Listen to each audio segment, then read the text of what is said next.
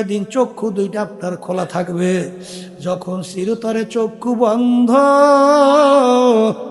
সব কিন্তু বন্ধ। এখন তাকাইয়া দেখো, সাদা তিনটা কাপড় দিয়া প্যাঁচ দিছে, সাদা তিনটা কাপড় দিয়া প্যাঁচ দিয়া মাথার ভিতরে, মাজার ভিতরে, পায়ের ভিতরে বান্ধিছে। এখন প্যাকেট করিয়া ফেলাইয়া রাখছে।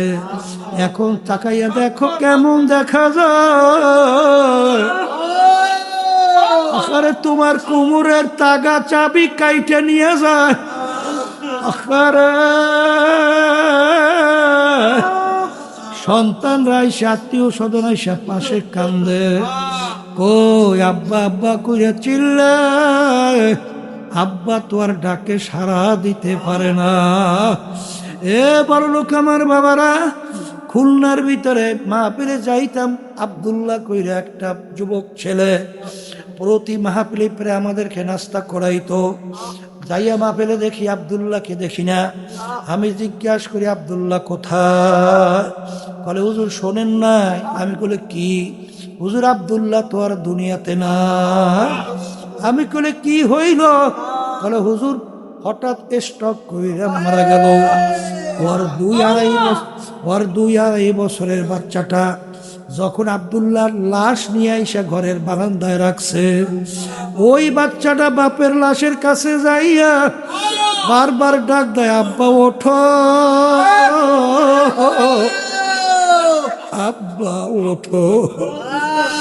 ডাকতে ডাকতে বাচ্চা অস্থির হয়ে গেল, কিন্তু আব্দুল্লাহ তো আর ডাকে সাড়া দেয় না। বাচ্চা বিরক্ত হইয়া বলে, আব্বা ঘুমাইছে, আব্বা তো ওঠে না। এ দুনিয়াদার পাগল আমার বাবারা, কোন দুনিয়ার সম্পদের পিছনে পড়ছো? এই বাংলাদেশের ভিতরে ওই যে বড় ধনী এক ব্যাংকার, ও মারা যাওয়ার পরে লাশ নিয়ে গাড়ির গ্যারেজের ভিতরে ফেলাইয়া রাখছে। বাজান দুই ছেলে বাপের রাইখে যাওয়া সম্পদ নিয়ে মারামারি, কাটাকাটি, ঝগড়াঝাটি করে। ওদিকে বাপের লাশ হইলা পৌঁছা যাওয়ার উপক্রম হইল। দাপন কাফনের কোনো খবর নাই। এলাকার লোকজন চাঁদা ধইরা তারপর তাকে দাপন কাফনের ব্যবস্থা করলো। এ দুনিয়াদার পাগল আমার বাবারা, যারা ঘুষকে ঘুষ মনে করো না, সুদকে সুদ মনে করো না, যারা পরের বার ঠকাইয়া নিজের সম্পদ বাড়াতে চিন্তাও করো না, যারা জুলুমবাজি করো, মিথ্যাবাজি করো, যারা বিভিন্ন ধরনের দুর্নীতিবাজি করো, যারা চাঁদাবাজি করো, যারা আল্লাহর নীতি আদর্শ বাদ দিয়া মানব রচিত কুহুর তন্ত্র মন্ত্র বাস্তবায়নের জন্য মাতুকবাড়ি মাস্তানি করো, এ আল্লাহর বান্দারা তাকাইয়া দেখো, যেদিন তোমার চিরতরে চক্ষু বন্ধ, সেদিন দেখো কেউ তোমার পাশে আপন নাই। আরে কবরে যাওয়ার পরে আল্লাহ বাদে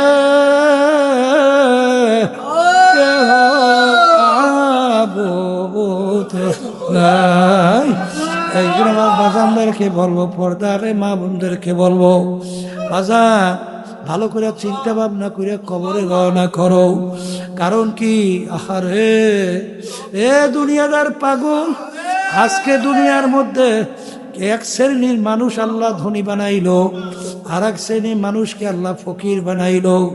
আহারে যখন দুনিয়াতে আসছিল রাজা বাদশা, তাও কিন্তু ল্যাংটা অবস্থায় আসছিল, আর রাস্তার ফকির তারাও কিন্তু ল্যাংটা অবস্থায় দুনিয়াতে আসলো। ভাগ্যের বিনায় কেউ বা বড় মেয়ে, কেউ বা রাস্তার ফকির। যখন কবরে যাবে, যাওয়ার পরে এক শ্রেণীর গরিব ফকির আল্লাহর ফজল করমে ধনী হইয়া যাবে, আর এক শ্রেণীর ধনী ফকির হইয়া কিয়ামতের ময়দানে উঠবে। জাহান্নাম বেহেশত আমার মালিক পাশাপাশি কায়েম করবেন। আহারে মালিক তো নাফরমানি কইরা কবরে গেছিল, জাহান্নামের আগুনে জ্বলতে জ্বলতে ওর কলিজা শুকাইয়া পানির জন্য ছটফট করে, আর পেটে চিৎকার করে। ওদিকে গোলাম, ও তো আল্লাহওয়ালা, ও তো আল্লাহর ফজল করমে বেহেশত পাইয়া গেছে, ও তো বেহেশতের নাজ নেয়ামত খায়। মালিক দেখে আর বলে, গোলাম তোকে আমি কত টিটকারি মারছিলাম, আরে আমি নামাজ পড়ি না, আরে তুই এত কাজ কইরা নামাজ ছাড়ো নাই, আমি তো আল্লাহর হুকুম নবীর তরিকা অনুযায়ী চলি নাই, কিন্তু তোর হুশ থাকতে তুই নবীর তরিকা আল্লাহর হাবিবের রাস্তা ছাড়ো নাই, আল্লাহর হুকুম ছাড়ো নাই।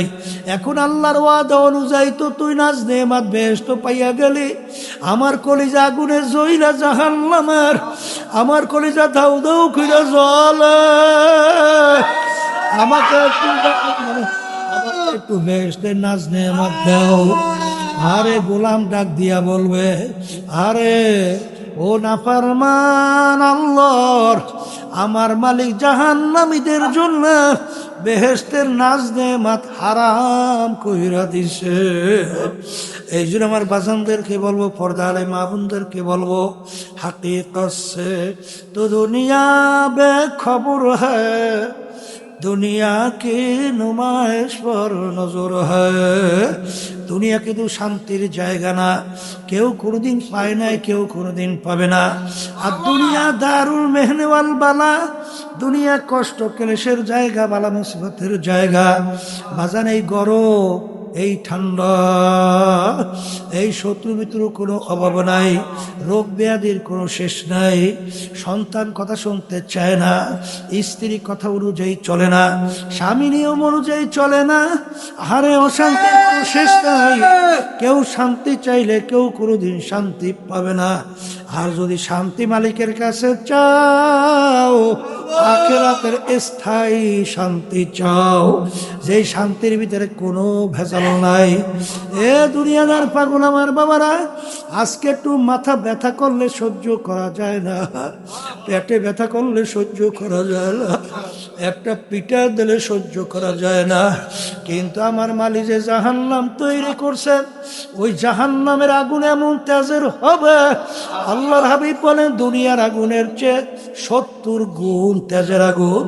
ওই আগুন শরীরে যে জায়গায় লাগবে, কলিজা পর্যন্ত পয়সা যাবে।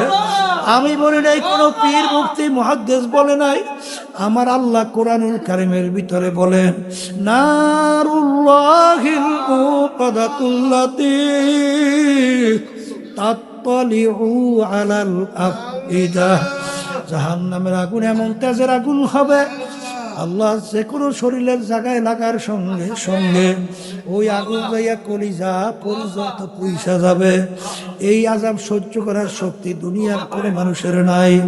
এই জন্য আমার বাজানদেরকে বলবো, পর্দা আলে মা বোনদেরকে বলবো, আমার মালিক যখন মাহফিলে নিয়ে আসছেন, আমার মালিক বড় দয়ার, আমার মালিক বড় মায়া। আমার মালিক তো অপেক্ষায় থাকে কখন বান্দাবান্দি সেজদায় পইরা আমাকে আল্লাহ বইলা ডাক দেবে, আর আমি ডাকে সাড়া দেব, আর আমার রহমতের কোলের মধ্যে ওদেরকে টাইনা জায়গা দিয়া দেব। আসিও আল্লাহর ইচ্ছায়, আবার রওনাও করতে হবে আল্লাহর ইচ্ছায়। আল্লাহ রাব্বুল আলামিন আমাদেরকে দুনিয়াতে পাঠাইলেন কেন? আল্লাহ রাব্বুল আলামিন বলেন, আমি যত মাখলুকাত সৃষ্টি করছি, সমস্ত মাখলুকাতগুলো আমি সৃষ্টি করছি আশরাফুল মাখলুকাত মানুষের খেদমতের জন্য। আর মানুষকে আমি সৃষ্টি করছি আমার ইবাদতের জন্য। আল্লাহ রাব্বুল আলামিন আমাদেরকে সৃষ্টি করছেন তার ইবাদতের জন্য, আর অন্যান্য মাখলুকাত আল্লাহ সৃষ্টি করছেন আমাদের খেদমতের জন্য। এখন ইবাদত কি জিনিস? ইবাদত একটা আরবি শব্দ, উর্দুতে বলে গোলামি, আর বাংলা অর্থ হলো মালিকের হুকুম অনুযায়ী চলা। আমরা নামাজ পড়ি কেন? মালিকের হুকুম পালন করি। আমরা রোজা রাখি কেন? মালিকের হুকুম পালন করি। আমরা হজ জাকাত আদায় করি কেন? মালিকের হুকুম পালন করি। সুন্নাত তরিকায় চলি কেন? মালিকের হুকুম পালন করি। কথা ঠিক কিনা? নামাজ পড়া যেরকম নাকি এবাদত, নামাজ না পড়াও তো এবাদত। অনেকে বলে না। যেমন নাকি উদাহরণ, ফজরের নামাজ আপনি ফরজ পড়ার পরে সূর্য উঠতেছে, ওই সময় যদি কেউ নামাজ পড়ে সব হইবে না গুনাহ হইবে? নামাজ তো পড়ছেন, গুনাহ পাইছেন। রমজান মাসে আমরা রোজা রাখি, আল্লাহর হুকুম পালন করতেছি, কিন্তু ঈদের দিন যদি কেউ রোজা রাখে সব হবে না গুনাহ হবে? রোজা তো রাখছেন, পাইলেন তো গুনাহ। কারণ কি? ওই রোজাটা মালিকের হুকুম অনুযায়ী হয় নাই, নামাজটা মালিকের হুকুম অনুযায়ী। তা যাই হোক, আমাদেরকে আল্লাহ বানাইছেন তার ইবাদতের।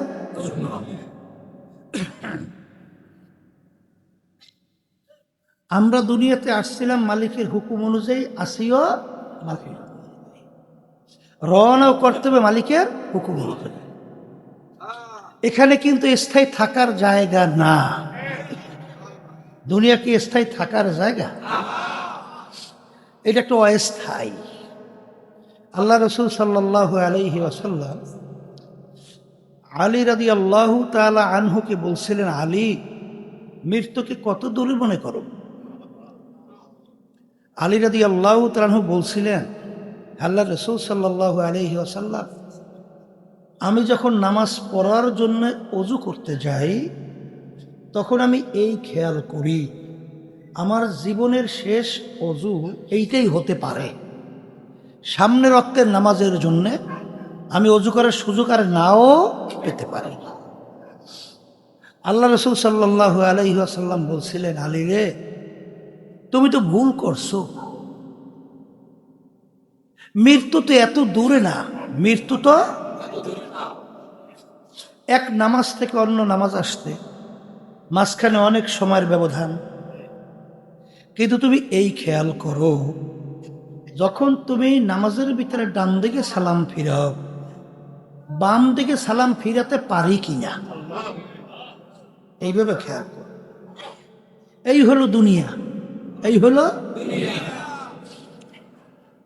আর আরেকটা জিন্দেগি, যেটা হলো আখিরাতের জিন্দেগি।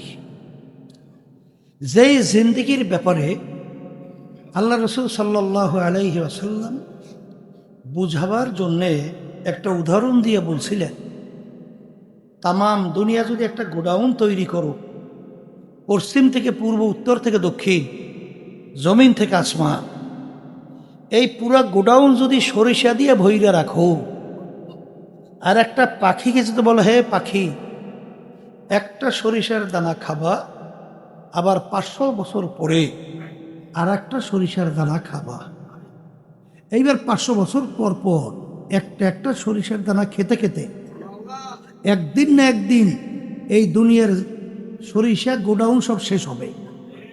কিন্তু আল্লাহ রসুল সাল্লাল্লাহু আলাইহি ওয়াসাল্লাম বলেন, আখিরাতের জিন্দেগিটা শুরু হবে আর কোনো দিন শেষ হবে না। এখন কথা হলো, মরণ তো লাগবে, মরণ।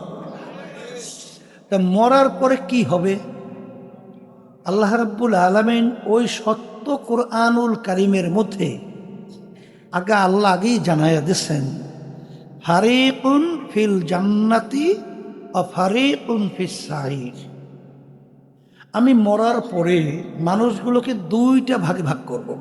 কয় ভাগে? এক শ্রেণীর মানুষ আমি তাদেরকে পুরস্কৃত করে আমার স্থায়ী শান্তির জায়গা তৈরি করছে আমার বান্দা বান্দীদের জন্য, বেহেশত। যেই বেহেশত এত সুন্দর, এত আরামদায়ক, আল্লাহ রসুল সাল্লাল্লাহু আলাইহি ওয়াসাল্লাম বলেন, এত সুন্দর কেউ কোনোদিন চোখে দেখে নাই, কানেও শোনে নাই, কল্পনায়ও আসে নাই, তার চেয়েও সুন্দর। আর এক শ্রেণীর মানুষকে আমি শাস্তির জায়গা তাদের জন্য বানায় রাখছি, যে শাস্তির জায়গার নাম হলো জাহান্নাম।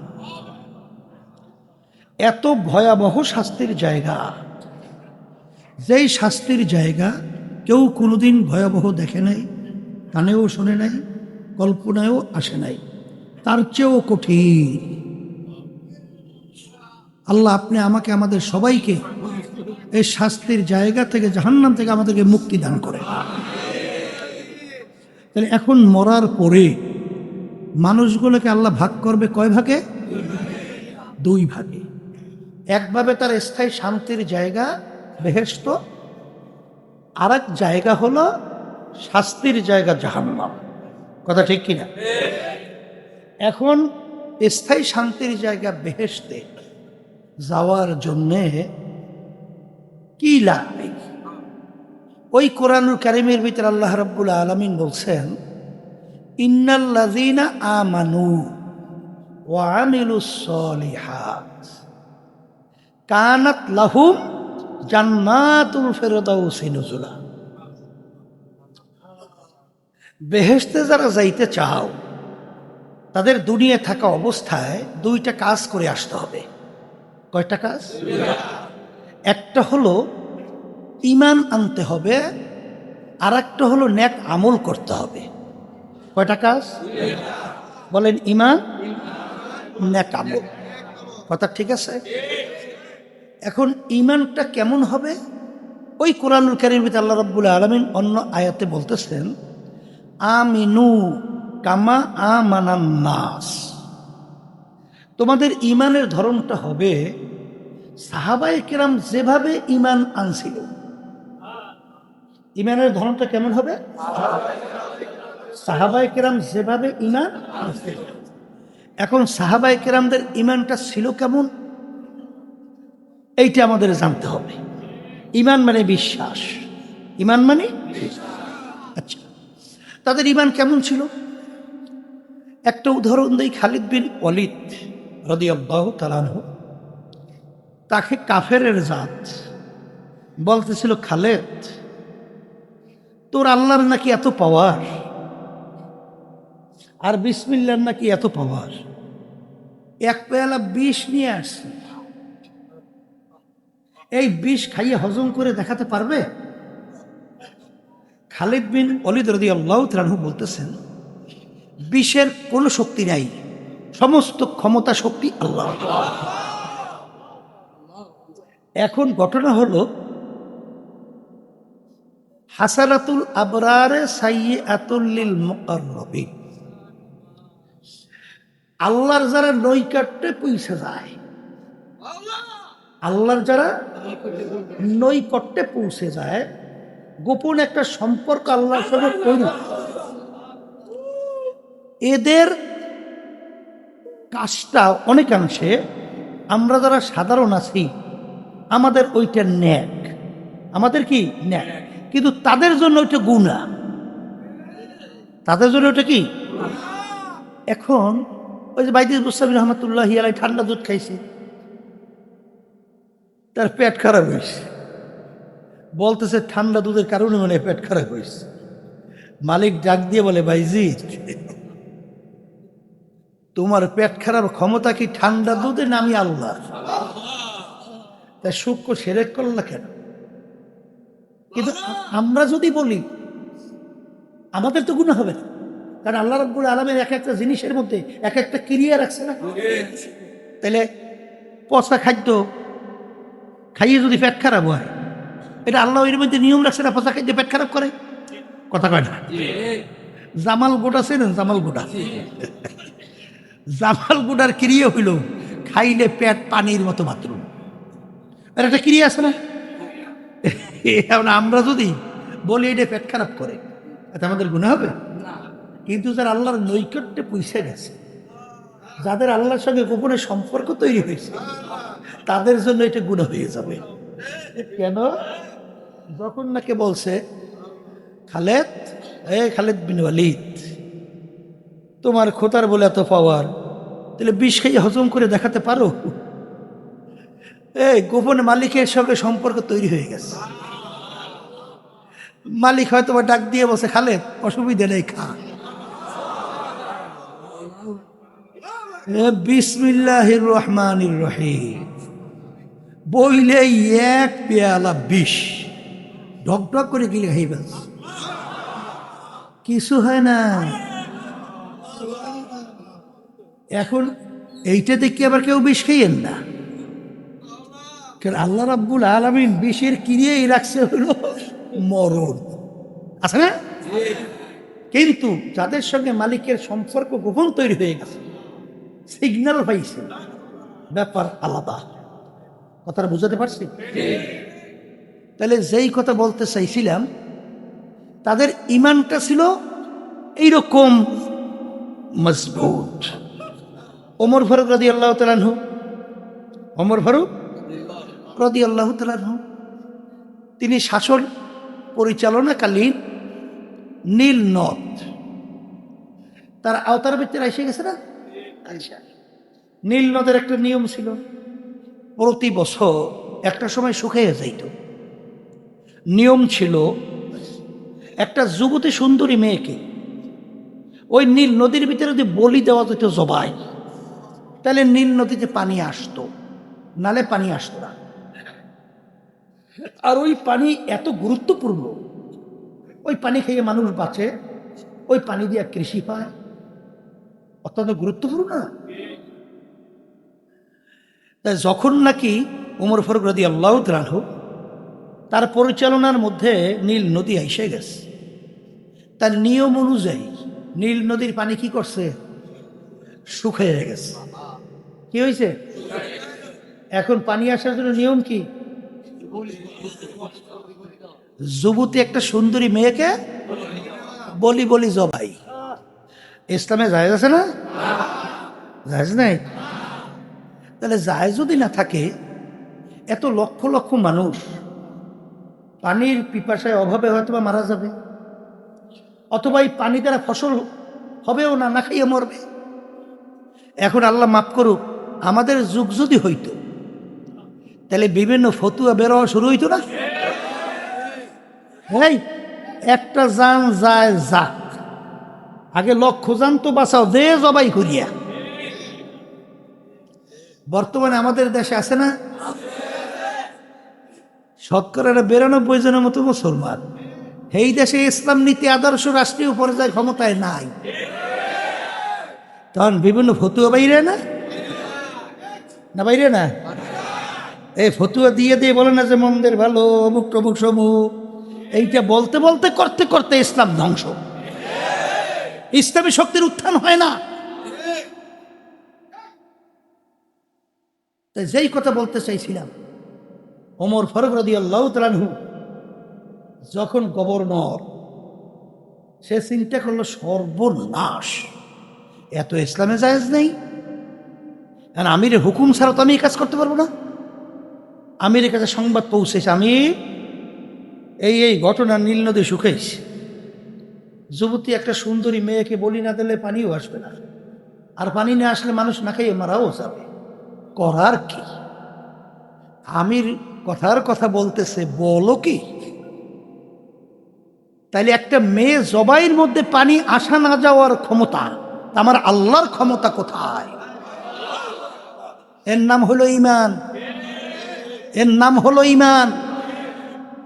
ওমর ফারুক রাদিয়াল্লাহু তাআলা আনহু ওই নীল নদীর কাছে চিঠি লেখে, চিঠি।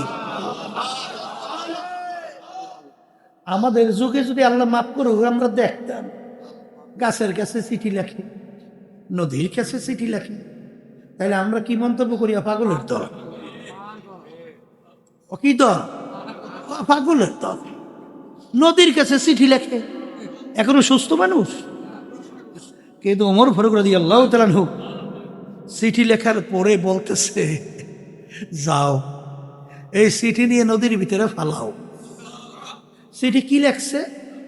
লেখছে, হে নীল নদী, তুমি যদি আল্লাহর হুকুমে জারি হও, তাহলে জারি হইয়া যাও, আর যদি আল্লাহর হুকুমে তুমি জারি না হও, তোমার পানি আমাদের লাগবে না। কারণ আমাদেরকে সৃষ্টি করছেন আল্লাহ, বাসাই না মারুই না মালিক আল্লাহ, রিজিক দেওয়ার মালিক আল্লাহ। তোর কোনো ক্ষমতা নাই। যা নীল নদী, তুই যদি পানি না উঠাও তাইলে তুই দিস না, মালিক ব্যবস্থা নেবে। যাও চিঠি নিয়ে নদীতে ফালা। চিঠি ফালাইতে কথার কথা দেরি, ফালাবার সঙ্গে সঙ্গে এই পানি এসে নীল নদী পানিতে সুমসুম করে ভইয়া, নীল নদী পানিতে পরিপূর্ণ। ওই যে নীল নদী পানিতে ভরছে, আজ পর্যন্ত আর শুকায় নাই। এর নাম হলো ঈমান। সাহাবায়ে কেরামদের ঈমান কেমন ছিল? এই বর্তমানে নামাজও পড়ে, ঘুষও খায়, নামাজও পড়ে, সুদও খায়, নামাজও পড়ে, ব্যবসার সঙ্গে সুদের সঙ্গে জড়াইয়া থাকে, নামাজও পড়ে, আবার বিভিন্ন ধরনের জুলুম, সাদাবাজি, টেন্ডারবাজি, দুর্নীতি, বিভিন্ন ধরনের আচরণ করে, কি করে না? আবার নামাজও পড়ে।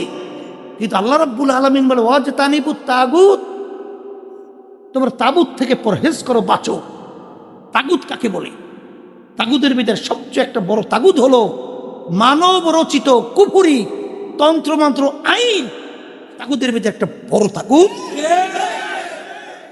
আল্লাহ বলছেন, ওয়াজতানিবুত তাগুত, তোমরা তাগুত থেকে পরহেজ করো, বাঁচো। কথা ঠিক কিনা?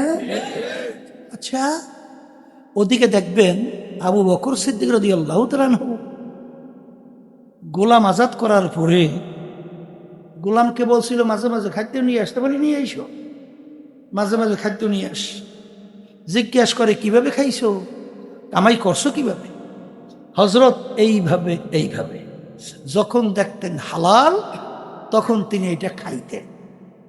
একদিন পেটেও বড় ক্ষুধা, গোলাম খাদ্যও নিয়ে আস, জিজ্ঞাসা না কইরা, অন্য অন্য সময় দেখছে হালাল উপায় তো আনে, জিজ্ঞাসা না করে খেয়ে ফেলস।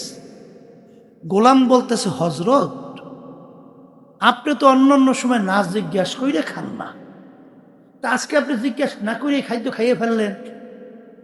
বলে, তুমি তো সব সময় দেখছি হালাল উপায়িত খাদ্য আনো, আজকে পেটেও বড় ক্ষুধা আর মনেও করছে হালাল উপায়িত আনছো, এই জন্য খাইয়ে ফেলছি। বলো তুমি কিভাবে কামাই করছো? তখন গোলাম বলতেছে, হজরত আমি যখন কাফেরদের অন্তর্ভুক্ত ছিলাম, জাদুবিদ্যার মাধ্যমে একটা লোককে তদবির করছিলাম, ওই লোকটা তদবিরে ভালো হয়েছে, ওই বিনিময়ে আমাকে এই খাদ্য দিছে। তখন আবু বকর সিদ্দিক রাদিয়াল্লাহু তাআলা আনহু বলতেছেন, ইন্না লিল্লাহ ইন্না লিল্লাহ। জাদুবিদ্যার মাধ্যমে তদবির করা কামাই সম্পূর্ণ হারাম, তুমি তো আমাকে হারাম খাওয়াইছো। এই কথা বইলা গলায় আঙ্গুল দেওয়া শুরু করছে। পেটেও ক্ষুধা, বলতে গেলে খাদ্য চলে গেছে পাকস্থলিতে, খাদ্য উঠতে চায়, ওদিকে চেহারা বিবর্ণ হয়ে গেছে। লোকেরা বলে, হজরত আপনি তো না যাই না খাইছেন, আল্লাহ তো মাফ করে দেবে, আপনি এত নিজের কষ্ট দেন কেন? ঈমান কি? বলতেছে, হে আমার সাহাবারা, হে আমার সঙ্গীরা, হে আমার সাথীরা, আল্লাহ রসুল সাল্লাল্লাহু আলাইহি ওয়াসাল্লাম বলছেন, আল্লাহ রসুল সাল্লাল্লাহু আলাইহি ওয়াসাল্লাম বলছেন, যেই হারাম মালের দ্বারা, বলেন যেই হারাম মালের দ্বারা রক্ত এবং গোশত তৈরি হবে, তার জায়গা জাহান্নাম ছাড়া হবে না। এর জন্যে আমি আমার খাদ্য পেটে হজম হওয়ার আগে, আমি দুনিয়া থেকে বিদায় হলে আমার আফসোস নাই, কিন্তু এই খাদ্য আমি আমার পেটে হজম হতে দেব না। লোকেরা পরামর্শ দিল, হজরত পেট ভইরা পানি খায়, গলায় আঙ্গুল দিলে পানির বমি হবে, খাদ্য বের হয়ে আসবে। পেট ভইরা পানি খেয়ে আঙ্গুল দিচ্ছে, বমি হয়ে গেছে, খাদ্য বের হয়ে আসছে। বলেন আলহামদুলিল্লাহ। এই ছিল তাদের ঈমান। আর নামাজ তো পড়ে অনেকে, কিন্তু ঘুষ তো ছাড়ে না, সুদ খাওয়া তো ছাড়ে না, এই ধোকাবাজি করে ব্যবসায় ধোকাবাজি করতে তো ভুল করে না, বিভিন্ন মানুষের মাল ঠকাইয়া নিজের সম্পদ বাড়াইতেছে, চিন্তা করে না। আজকেও শুনতেছিলাম একজনে বলতেছ, একজন আলেম মন্তব্য করতেছে, এক শ্রেণীর এরকম আছে লক্ষ টাকার নিচেও তাদেরকে ক্রয় করা যায়। মানে লক্ষ টাকা পাইছে তো ইমান এদিক ওদিক হয়ে যায়, তখন বিভিন্ন ফতুয়া বের হয়, ব্যাখ্যা বের হয়, কত কিছু বের হয়। কথা ঠিক কিনা? হে আল্লাহর বান্দা, হুব্বু ফিল্লাহ বুগজু ফিল্লাহ, হুব্বু ফিল্লাহ বুগজু ফিল্লাহ। কিয়ামতের ময়দান যেদিন কোনো ছায়া আল্লাহর স্পেশাল আরশের ছায়া ছাড়া থাকবে না, একমাত্র আমার মালিকের স্পেশাল আরশের ছায়া ছাড়া অন্য কোনো ছায়া থাকবে না। সেদিন 7 প্রকার লোককে আল্লাহ রাব্বুল আলামিন ডাইকা ডাইকা তার স্পেশাল আরশে ছায়া দান করবে। কয় প্রকার? এর ভিতরে এক প্রকার হলো যারা দুনিয়ায় থাকা অবস্থায় সম্পর্ক মুহাব্বত রাখবেও আল্লাহকে রাজি খুশির জন্যে। সম্পর্ক রাখবে কার রাজি খুশির জন্য? আর সম্পর্ক ছাড়বেও আল্লাহকে রাজি খুশির জন্যে। এই শ্রেণীর আল্লাহর বান্দা বান্দীদেরকে আল্লাহ রাব্বুল আলামিন ডাইকা তার স্পেশাল আরশে ছায়া দান করবে। বর্তমানে দেখা যায় এক শ্রেণীর ইসলামের মধ্যেও আছে, নাম দেশে ইসলাম, কাম করে সবল ইসলাম, এরপরও তাদের সঙ্গে জড়াইয়া দল করে, তাদেরকে সম্পর্ক মহব্বত রাখে। তাই তুমি ভালো করে যাই না রাখো, তোমার এই সম্পর্ক মহব্বত রাখায় আল্লাহ খুশি না বেজার? যদি আল্লাহ বেজার হয় তাহলে তুমি যাই না রাখো, তুমি যত দরবেশর যাহা কিছু হও, এই হাদিস অনুযায়ী আল্লাহর আরশে স্পেশাল ছায়া কিয়ামতের ময়দান যেদিন কোনো ছায়া থাকবে না, তুমি আল্লাহর আরশে ছায়া পাবা না।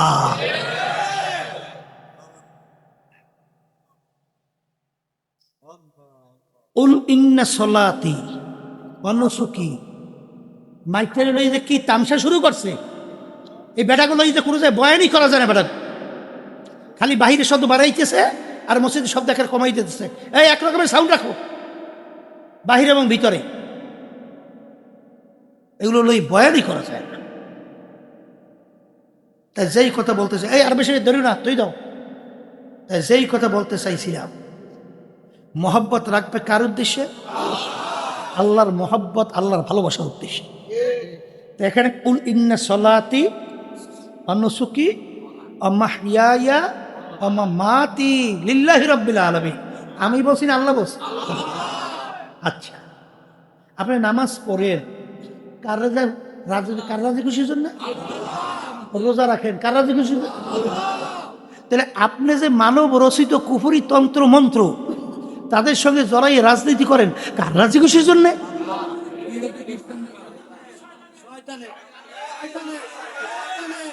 আচ্ছা, এরপর জানা নাকি তাদের সঙ্গে জড়াইয়া এরপরে আবার রাজনীতি করে, তাদের সাথে সম্পর্ক রাইখা কাকে রাজি খুশির জন্য? আপনারাই বলতেছেন যে আল্লাহকে রাজি খুশির জন্য না, তাহলে আপনি আল্লাহর আরশে ছায়া পাইবেন কেমনে? তাহলে হাদিস কি আল্লাহ রাসূল সাল্লাল্লাহু আলাইহি ওয়াসাল্লাম মিথ্যা বলছে? আল্লাহ রাব্বুল আলামিন কোরআনের এই আয়াত কি অযৌক্তি না অবাস্তব? বেহেশতে যাইবেন কিভাবে? কোরআন এবং হাদিসের রাস্তার বাহিরে জোর করিয়া? তাইলে যদি আপনি এই চিরস্থায়ী শান্তির জায়গা বেহেশতে যাইতে চান, নির্ভেজাল ঈমান লাগবে। কারণ হাদিসের মধ্যে আসছে অনেক মুসল্লি নামাজ পড়ে ঈমান নাই। আমার আল্লাহ বলেন ফাওয়াইলুল লিল মুসাল্লিন, নামাজি নামাজ পড়ে ওর জন্যই আমি জাহান্নাম প্রস্তুত কইরা রাখছি। নামাজি নামাজ পড়ে ওর জন্যই জাহান্নাম। কথা ঠিক না? ঠিক। রাজি খুশির জন্যে আমার ব্যক্তিগত জীবন, আমার পারিবারিক জীবন, আমার সামাজিক জীবন, আমার ব্যবসার জীবন, আমার খরচের জীবন, আমার রাজনৈতিক জীবন, আমার পোশাকাদির জীবন, আমার আন্তর্জাতিক জীবন, আমার সুরাত সিরাতের জীবন, সব কিছু হওয়া লাগবে একমাত্র আল্লাহকে রাজি খুশির জন্যে। অনেকে মনে করেন হুজুর এইভাবে কি চলা যায়, কিছু মিলে ঠেলাইয়া ফিলাইয়া কোনো কায়দায় ডাইলে চাউলে খেজুরি মেচুরি কইরা এইবার হুজুর না চললে তো কায়দা করা যায় না। এক সেই আছে না? আমার মালিক বলেন আল্লাহু সামাদ, আমার মালিক বলেন আমি বেনিয়াজ বেপরোয়া। তামাম দুনিয়ার সমস্ত মানুষ যদি কিয়ামত পর্যন্ত আমার নাফরমানি করতে থাকে, আমার হুকুমের বিরুদ্ধাচরণ করে, এতে আল্লাহ বলেন আমার কিছু আসে যায় না। এই মাখলুকাতের সংখ্যা কি পরিমাণ শুনছেন? প্রায় 18,000 কম বেশি, কথা কয় না? 18,000 কম বেশি মাখলুকাত না? এর ভিতরে একটা মাখলুকের নাম হলো মানুষ, কথা কয় না? এই অন্যান্য মাখলুকাত আমার মালিকের ইবাদতে লিপ্ত আছে না নাই? ফেরেশতারা আছে আছে আছে। অন্যান্য মাখলুকাত আমার মালিকের তাসবিহ তাহলিল আদায় করে কি করে না? যারা সারদাম বাগুয়াদ আল্লাহু নাগুয়াদ টনটনা টুন টুন নাটু। এ কবরের যাত্রীরা কি মনে করছো আল্লাহ কি আমাদের কাছে ঠেকছে নাকি? আল্লাহ কি আমাদের কাছে ঠেকা? হ্যাঁ, ঠেকা যদি না হয় নিয়ম অনুযায়ী ইবাদত করো, নিয়ম অনুযায়ী ইবাদত করো। তুমি আর আমি শুনি পাখিটা টুন টুন টুন টুন শব্দ করতেছে, আসলে ওদের ভাষায় ওরা বলতেছে আল্লাহ আল্লাহ। এই স্বাভাবিক বোঝা যায় না? আমরা পানি কি বলি? পানি। আমরা পানি কি বলি? পানি। আচ্ছা, ইংরেজি ভাষাভাষী আলাদা পানিরে পানি বলেন ওয়াটার, শুনতে কি একরকমের না ভিন্ন হয়েছে? ওয়াটার হয়েছে কিন্তু জিনিস কিন্তু পানি। এই আরবি ভাষাভাষী আলাদা বলে মাউম, শুনতে কিন্তু ভিন্ন, জিনিস কিন্তু বস্তু একই, ঠিক কিনা? তোমার আমার বাড়ির মোরগটা ডাক দেয় কুকুরু তুকু, শুনতে শোনা যায় কুকুরু তুকু, আসলে ওদের ভাষায় ওরা বলে আল্লাহ আল্লাহ। ও যারা সারদাম বাগুয়াদ আল্লাহু নাগুয়াদ টান টানা টুন টুন নাটু। এই আমার মালিকের ইবাদতের ভিতরে তাসবিহ তাহলিলের মধ্যে সমস্ত মাখলুকাত জড়াই আছে না? না খালি আমরা মানুষই খালি ইবাদত করি? হ্যাঁ, আল্লাহর বান্দারা কবরের যাত্রীরা। আচ্ছা বলেন তো, আমার মালিক আপনার আমার নামাজ দিয়া কি করবে? কোনো প্রয়োজন আছে? তাহলে কোরবানির পশু জবাইয়ের মধ্যে আল্লাহ কি বলছেন? যে তোমাদেরকে আমি কোরবানির সময় পশু জবাই করতে বলছি যাদের এই আল্লাহ তাওফিক দিয়েছে না। আচ্ছা ওয়াজিব না, কথা কয়টা? আচ্ছা করলেন, করার পরে এই রক্তগ্রস্ত কোরবানির গরু গোস্ত মালিকের কাছে পাঠান, তাহলে কি পাঠাবো? তোমার দিলের অবস্থানটা, তুমি যে কোরবানি করলা কিসের জন্য? যদি আল্লাহর জন্য হয় এইটি আল্লাহ পাইয়ে যায়। তাহলে নামাজও আল্লাহর কোনো প্রয়োজন নাই, রোজাও কোনো প্রয়োজন নাই, কিন্তু আমার মালিক দুনিয়াতে পাঠাইছেন পরীক্ষার হলে পরীক্ষা নেওয়ার জন্যে। তাহলে ইমান হইতে হইবে ধরনটা কি? আবার বলেন। তাইলে বোঝা গেল যে ইমানের ধরন হইতে হবে সাহাবায়ে কেরামদের নির্ভেজা সত্য ইমান যদি থাকে। আল্লাহর হাবিব বলেন আখলিস দীনাকা ইয়াকফিকা আমালুল কলিল। ইমান যদি তোমার নির্ভেজাল, ইমান যদি তোমার স্বচ্ছ হয়, তুমি অল্প নেক আমল করবে তো সরাসরি জান্নাতে চলে যাবে। ইমানের ব্যাপারে শুনলাম, এখন দ্বিতীয় বলছিলাম কি নেকামল। বলেন, এই নেকামলের ব্যাপারে ঝামেলা শেষ নাই। কথা না, ইসলামের পক্ষে বাক্স একটা থাকার পরেও এক শ্রেণী এবার বিএনপির বাক্সে নেকামল দেখাইছে না। আস্তে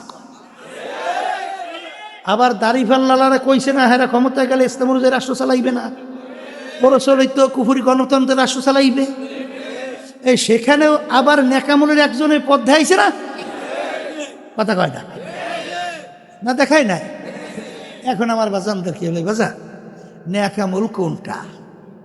আল্লাহ রাব্বুল আলামিন প্রত্যেক নামাজের মধ্যে আপনাকে আমাকে শিক্ষা দেয়, ইহদিনাস সিরাতাল মুস্তাকিম।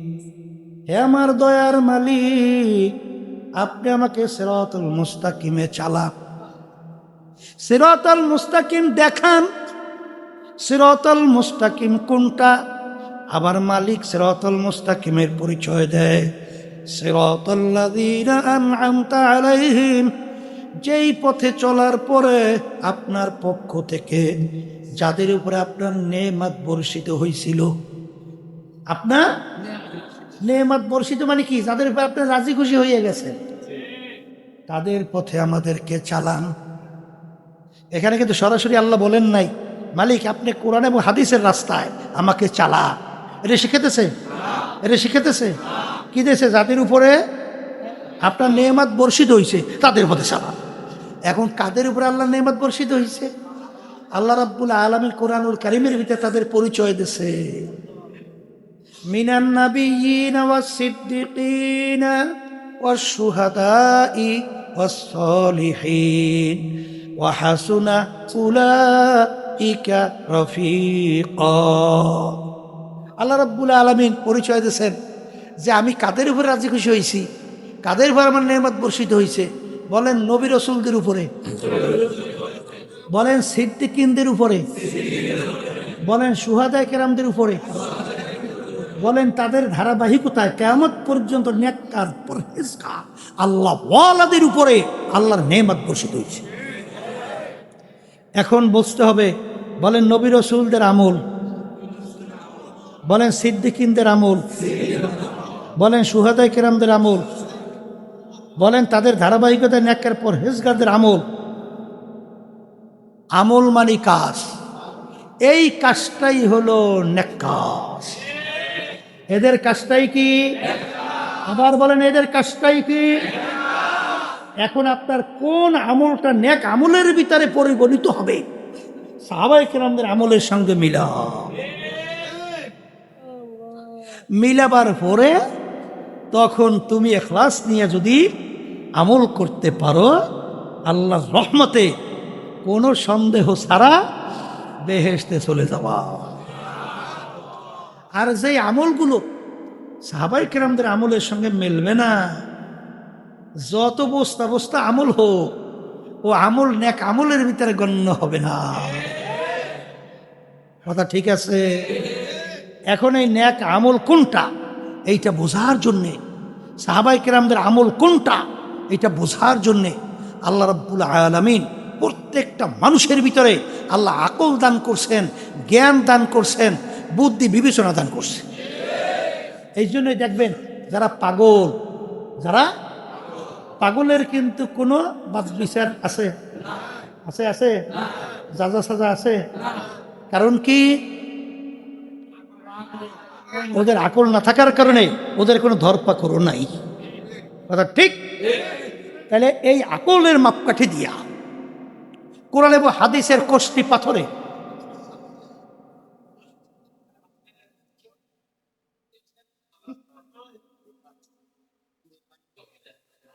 সেই কথা বলতে চাইছিলাম। এবার এখন বয়ানটা শুনতেই দেবে না। ওই লোকটা আইছিল কোন জায়গা দিয়ে? তাই যেই কথা বলতে চাইছিলাম যে নেক আমল বাহিরের শব্দ হালকার, ভিতরের শব্দ একরকমের রাখো। একরকমের রাখলে আবার এসে বলে কে বোঝে না? কথা শুনলেই মাইক লড়াইও না। যেই কথা বলতে চাইছিলাম, নেক আমলটা আপনার দেখতে হবে সাহাবায়ে কেরামদের আমলটা কি। কথা ঠিক?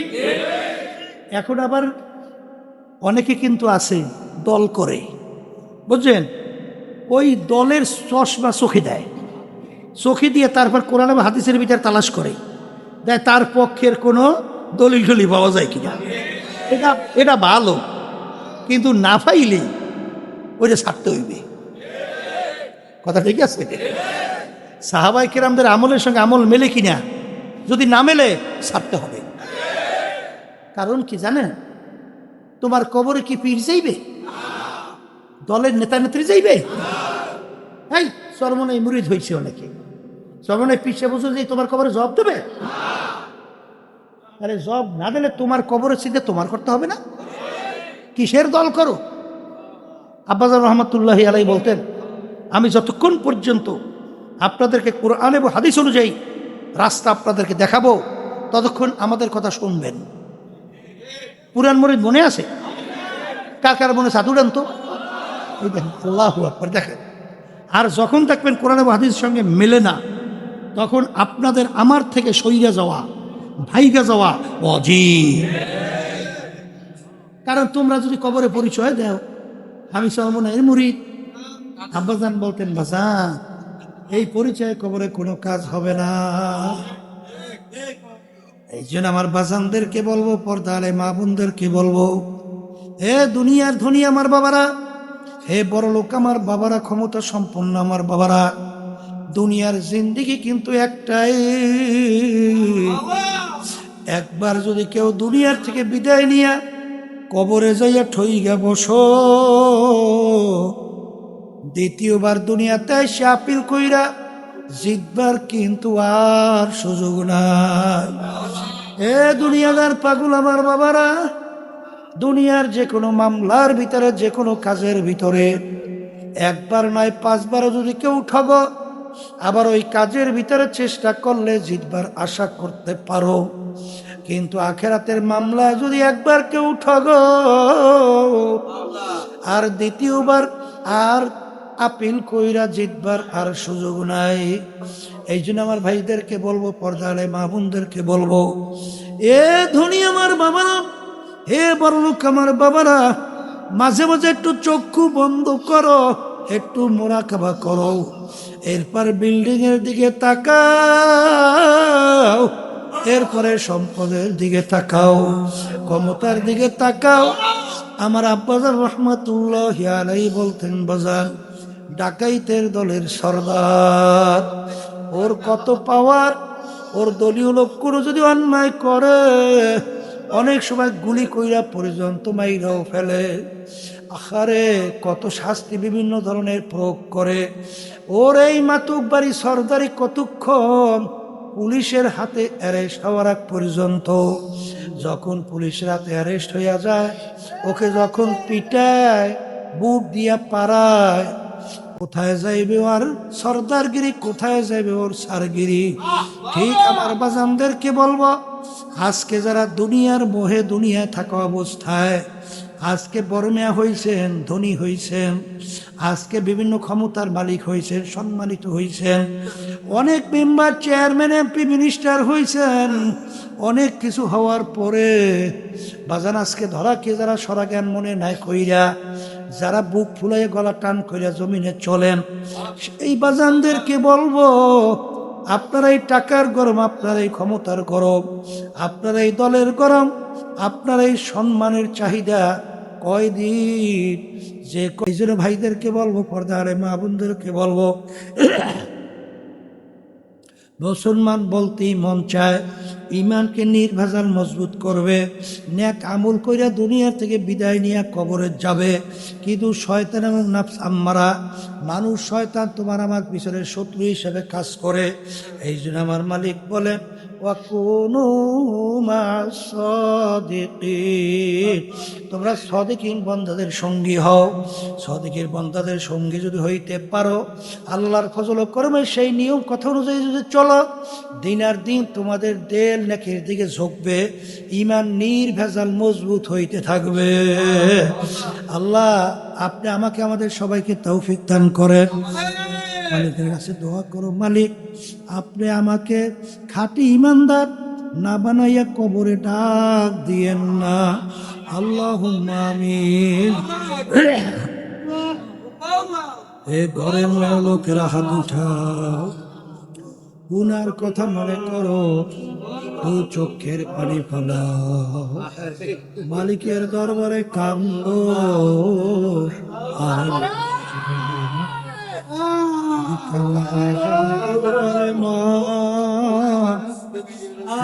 ঘরে জন্ম দিয়ে বউ হয়েও ছিলারে, কত মেয়ে লোকে শরবত খাওয়াইলো, কত মেয়ে লোকে বাতাস করলো। আবার এমন একটা দিন আসবে, এই ঘরে দরজা দিয়া মরা লাশ হইয়া বের হওয়া। ছেলে কান্দবে মামা করে,